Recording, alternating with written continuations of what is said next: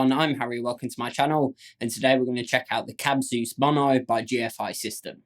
So before we get started, if you like this demo at any point, please leave a like, comment and subscribe, and hit the little bell notification for me as well. It really does help me out a lot, and that way you won't miss out on any of my future uploads. There's going to be affiliate links down in the description to every piece of gear I used in this video and to record my videos. These do help support the channel out further, so I'd really appreciate if you go and check them out. The Cabzeus Mono is their mono version of the stereo Cabzeus that they've had, and it basically allows you to record guitar straight from your pedal board or from your amp as well. So say if you have like a good preampy overdrive amp in a box style thing on your pedal board, you can record straight from that, or you can place it in between your pedal board and amp, so you're actually hearing everything through the amp, but you can get a direct feed from your pedal board.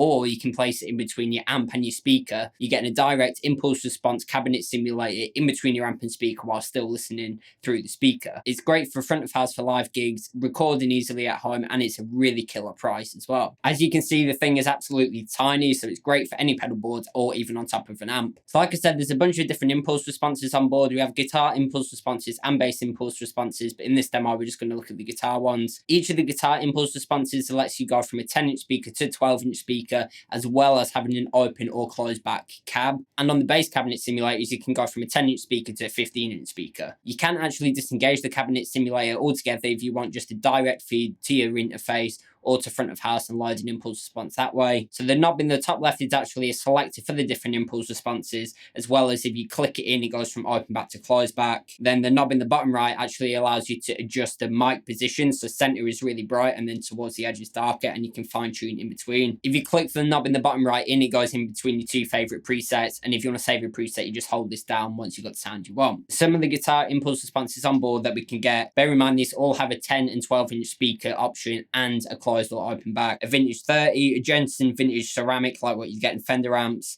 an Eminence Legend, a Celestion vintage 60, an Eminence Patriot series, Celestion greenbacks, and two Fane speakers as well, the A60 and A90. In the bass impulse responses, we have a Celestion Pulse 10 or 15, an Eminence Bass Light, a Jensen Punch, and a Jensen Smooth. And like I said, for the bass ones, you can go from a 10-inch speaker or to a 15-inch speaker. There's also a built-in headphone out and volume control. And when you're using the headphone out, it actually creates a fake stereo image by delaying one of the signals ever so slightly. You can change this range from 0 milliseconds to 30 milliseconds. There's a balanced XLR out for the recording. It doesn't accept phantom power, but it won't break if you accidentally apply phantom power to it, which is a great safety feature. The input actually accepts signal from pedals, your amps, or even your effects loop sends. You also have these two input switches, so if you're running a loud amp, you can attenuate the signal to avoid any clipping. And there's also the through output, so if you've got it connected to an amp into the input, you go from the through output to a load box or a speaker. You do need a load box or speaker attached to the through output if you're doing this with an amp, so you're not blowing up your transformer. Or like I said, you can get a direct input from your pedal board and then use the through output to your guitar amp's input. So we're going to check it out in a couple of different scenarios. The guitar I'm using today is this 1956 Reissue Goldtop, and we're going to use the RevivalDrive Compact from Origin Effects as our amp in a box style pedal. So we're going to look at every impulse response clean and dirty. So for the clean, I had the RevivalDrive set up in like a Fender Tweed that's pretty cranked sounding, and then for the dirty bit, I had like a Marshall Plexi setup on the RevivalDrive as well. And then finally, we're going to check it out with a real amp. For that, I'm going to be using my Cornell Plexi 4550.